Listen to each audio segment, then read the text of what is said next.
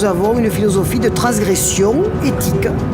Nous avons tous une volonté farouche et puis nous sommes des militants de la non-marchandisation de la personne, âgée ou handicapée. La vieillesse, ce n'est pas commercial. Qu'il faut avant tout s'intéresser au bien de la personne et ne pas faire de profit. Notre but, c'est le bien-être des gens, des résidents qui sont là, en pensant qu'on serait content qu'on nous fasse la même chose. On présente toujours notre structure comme un lieu de vie avant d'être un lieu de soins. Pour nous, c'est donner de la qualité de vie. Et effectivement, quand on reçoit les personnes, on imagine déjà tout ce qui va pouvoir être fait en fonction de leur capacité. L'important pour les résidents, pour les administrateurs, pour les professionnels, pour les équipes, c'est d'écrire le leitmotiv d'Âge sans frontières, à savoir faire de chaque jour une très belle journée.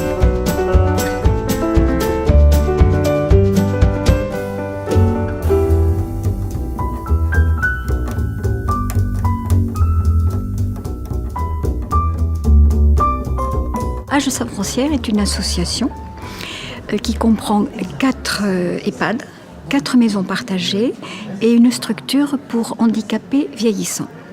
Sur un même territoire, le département du Tarn. Tous ces lieux sont en relation dans nos projets et on se sert de ces lieux éclatés pour couvrir un territoire et activer nos réseaux en fait. C'est ce maillage de territoire nous permet d'irriguer le territoire, de créer du lien avec les populations, de participer concrètement à la vie sociale de notre canton.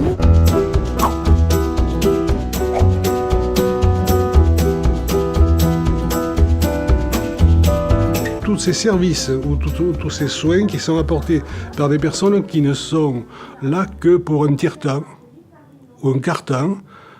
Donc seul, on ne peut pas se le permettre.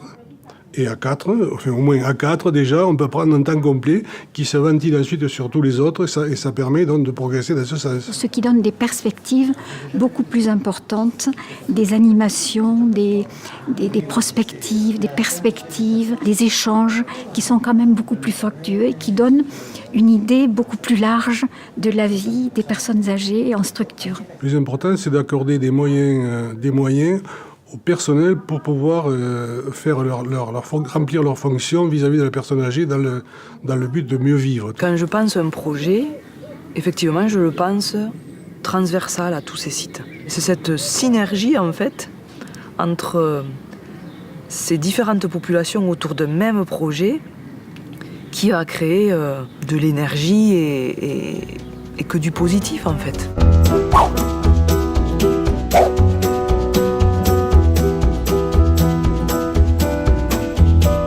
L'idée, c'est vraiment de penser la structure comme étant un pôle de ressources et de compétences au service d'un territoire, quoi. Et vraiment d'externaliser nos compétences, quoi. On propose tout un tas d'actions, notamment de prévention de la perte d'autonomie qui est inhérente au vieillissement. Concrètement, on a mis en place des programmes d'activité physique adaptée, associés également à des ateliers d'éducation à la santé autour du thème de l'équilibre alimentaire. On apprécie énormément qu'il y ait cette structure qui vienne nous bouger un peu parce qu'on en a besoin. On ne fait pas la gym à la maison, c'est pas vrai. Non. Et on n'est pas motivé, c'est vrai, seul, c'est vrai. L'objectif, c'est aussi de lutter contre l'isolement social, quoi. Tout est lié, quoi. Le psychologique, le physique, le social. Une fois que les personnes perdent leur capacité physique, ça va avoir un impact sur le psychologique. La personne va s'isoler de plus en plus, donc elle va sortir de moins en moins, etc.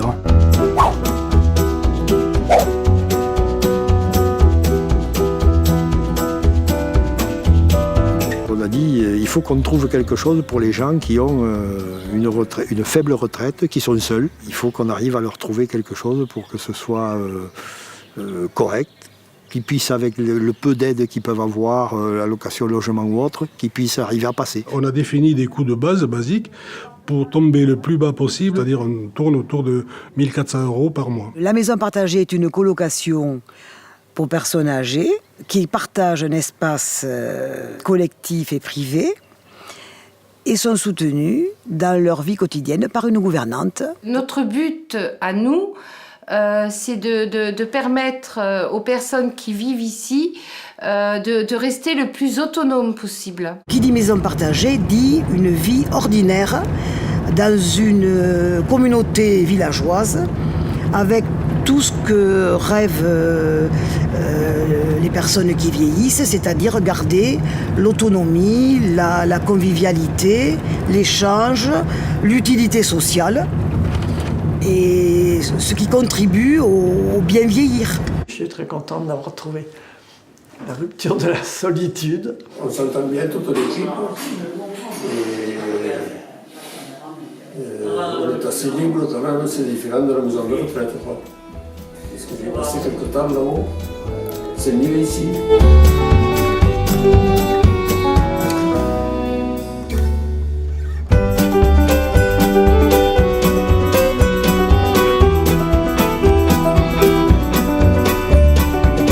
Systématiquement à domicile ou à l'hôpital. Je vais voir les personnes, les futurs résidents, pour en fait préparer leur arrivée ici.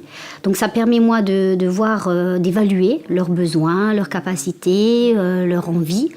Aussi obtenir le consentement.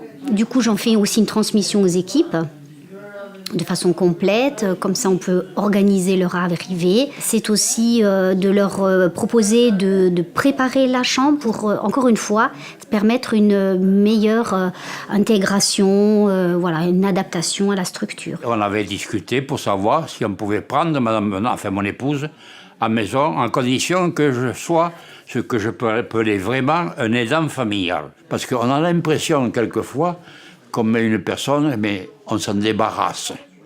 Excusez-moi d'employer ce terme, alors que je pense qu'une maison de retraite telle qu'elle est ici est plutôt une maison de famille, en ce sens que si on a l'équipe, parents ou personnes qui viennent visiter, plus le personnel lui-même et la direction, on peut former une fin de vie agréable à la personne qui vient ici.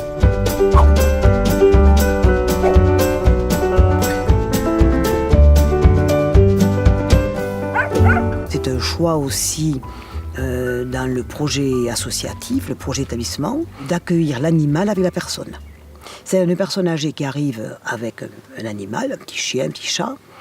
On ne lui demandera jamais de laisser le chien ou le chat, ou même si c'est par exemple, ça peut être des poules. On a accueilli des familles qui arrivaient avec un poulailler. Ben, le poulailler, on l'a accepté. On a monté un poulailler, on a pris des poules. On ne laisse pas une personne âgée quitter son domicile en laissant des animaux. On ne le fait pas, ça c'est hors de question. Hein. C'est-à-dire que dès qu'on a des poules, qu'on a des lapins, on est obligé le matin en se levant, eh ben on a à s'occuper de ces bêtes régulièrement. Ça rythme la journée de façon rituelle, mais ça ouvre aussi. Là, j'ai des lapins, il y a des tourterelles et des poules. Parce que ça me plaît, j'ai tout le temps des lapins, des bêtes, tout ça. Mes parents, ils avaient une campagne. Ouais. Et alors ça, c'est un truc, disons que tant que je m'occupe là, je ne reste pas dans la chambre. Parce que moi, rester dans la chambre en permet. On fait des ateliers de groupe, donc on réunit les résidents et ça va être des ordres simples. Le résident peut la promener, lui dit assis, couché, la brosser, la caresser. Et sinon, ce qui peut se passer aussi, et c'est souvent le cas, c'est on va dans les chambres des résidents parce qu'il y a des gens qui n'aiment pas forcément le groupe et qui sont quand même contents de voir un chien. Donc on passe dans les chambres et puis on fait un petit temps dans chaque chambre avec le chien pour échanger, discuter, voilà.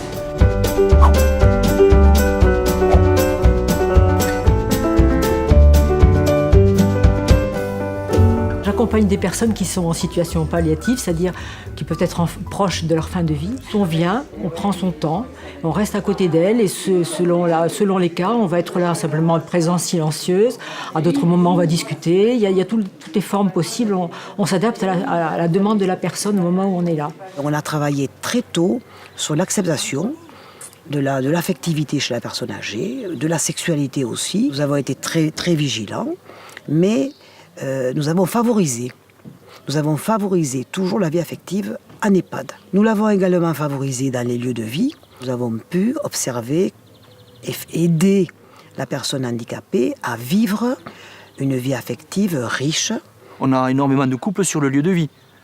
Ce qui n'est pas permis ailleurs, comme nous on le permet, mais ça laisse place à énormément de périmètres de liberté qu'ils utilisent à bon escient d'ailleurs et qui est tout à fait légitime. C'est bêtement quand on a quitté parce qu'on a pu se fiancer. Ça nous a plu, on a passé un bon dimanche après-midi, on a mangé beaucoup de gâteaux. C'est quasiment un militantisme humaniste, pour que ces gens-là puissent vivre ce que nous, on applique de façon tout à fait régulière et de façon tout à fait enjouée, enthousiaste dans notre vie.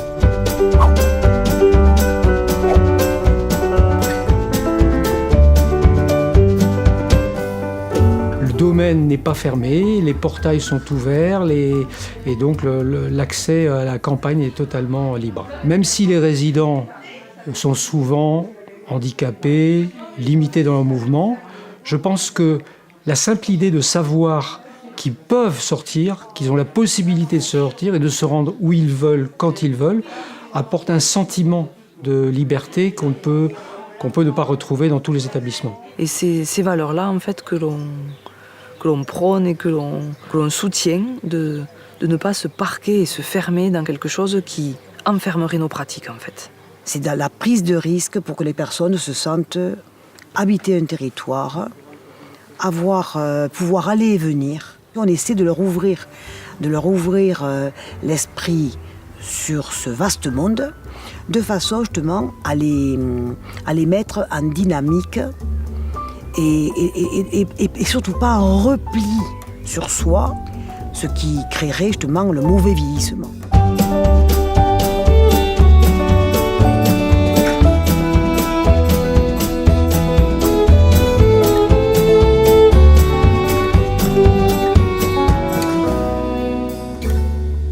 C'est respecter le libre arbitre de la personne, lui laisser la plus large liberté qui soit, pour construire avec elle un projet de vie. On est comme des béquilles, nous, pour qu'elle aille au bout d'elle-même. Pierre arrivait d'un centre de rééducation, en fait. Il avait des problèmes d'élocution, il ne marchait pas, il était en fauteuil roulant, quoi. Il avait ce désir de se retrouver debout, de remarcher, et il s'est donné les moyens, et nous, on était là pour l'accompagner. Ah ben, j'ai compris qu'il y a une sortie, on m'a dit, tu viens? Je suis pour essayer un peu chouchouter. On est, nous, un recueil de données sur l'histoire de la personne, ce qu'il est actuellement, et quelles sont ses attentes pour le devenir. Un jour, on était à table, au lieu de vie, on était à table, puis on discutait comme ça. Puis j'ai dit, moi, la maison de retraite, non, jamais, c'est pas pour moi. Peut-être maison d'accueil, famille d'accueil. Et alors, il y avait le responsable, il a entendu. Il arrivait un jour ou l'autre qu'on ne pourrait pas me garder, c'était pas possible. J'avais besoin de trop de soins. Donc, j'ai dit, bon, mais maison d'accueil, pourquoi pas. On a fait un essai de 2 mois, ça n'a pas été concluant.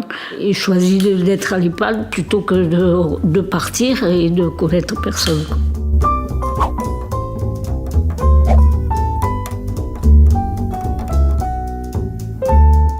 À l'association, on défend nos valeurs de vie et de vie sociale. Il y a 2 animatrices par établissement, un éducateur sportif, une psychomotricienne, une psychologue qui travaillent ensemble avec les aides-soignantes, avec des aides médico-psychologiques qui travaillent ensemble pour le résident et pour faire que son quotidien soit joyeux. Ça leur évite de se replier sur eux-mêmes et d'avoir cette impression d'isolement, finalement. Je ne dirais pas de leur laisser le moins de temps libre possible, il faut qu'ils aient leur temps libre, mais qu'ils n'aient pas l'impression d'être oisifs, qu'ils se rendent compte que quelqu'un s'intéresse toujours à eux.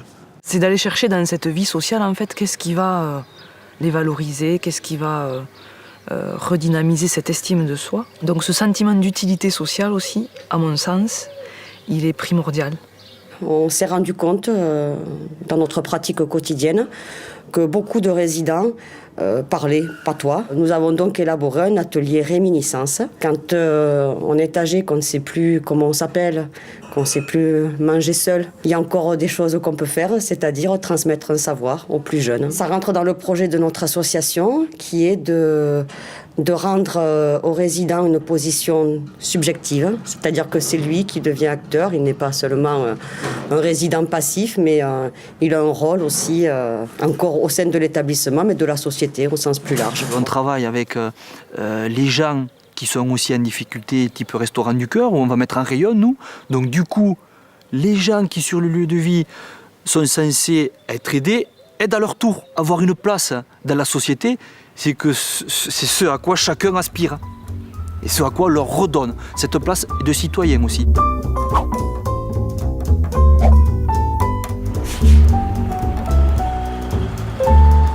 Tusquerat, c'est tout petit, mais c'est un lieu magique parce qu'en fait, ça regroupe autant une maison de retraite qu'un lycée, une école maternelle et une école primaire. Donc on s'est vraiment emparé de cette opportunité pour pouvoir monter ensemble des projets. Et puis bien sûr, avant tout, Tusquerat, c'est un lieu avec plein de chevaux.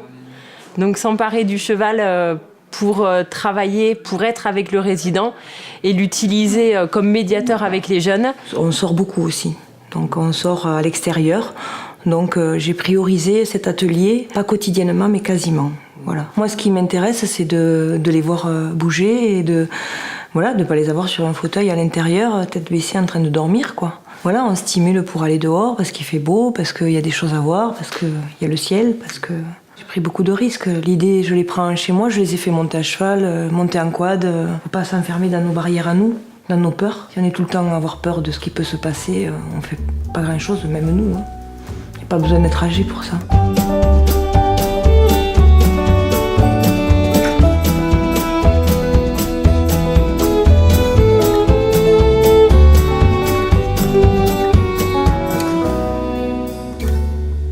On a quand même accès en demandant à beaucoup de formations dans plein de domaines. Moi, ça a été autant sur des sols que là, orthographe et grammaire, par exemple, que c'est beaucoup plus personnel.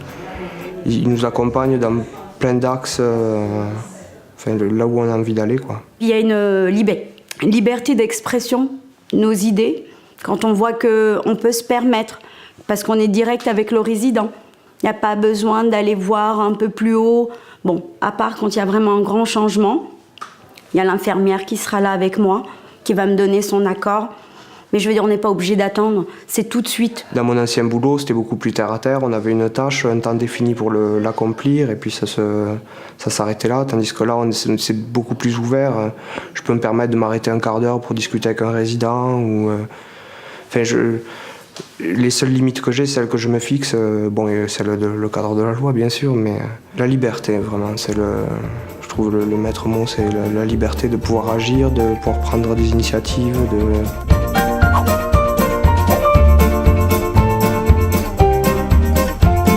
On a fait un trophée sportif. Ouais, ça favorise le lien, du coup on est vachement plus soudés. Après quand on monte des projets, on connaît les envies et les valeurs de chacun et du coup c'est encore plus porteur après pour les résidents parce qu'on est encore plus motivés quand on se connaît vraiment, quoi. Une équipe qui s'entend bien, les résidents vont être beaucoup mieux accompagnés du matin jusqu'au soir, ce sera cohérent dans ce qu'on va faire, on sera tous dans la même direction et ça peut être que mieux pour le résident. Nous ne sommes pas cloisonnés par des diplômes ou par tout un tas d'obligations qui amèneraient chacun à faire une chose et pas une autre. L'infirmière a besoin de moi, je serai là si je suis dans les couloirs, aussi bien que l'aide-soignante, aussi bien qu'en animation, aussi bien qu'en cuisine. Parce que c'est toujours pour la même personne. Peu importe votre statut, il faut qu'on soit là.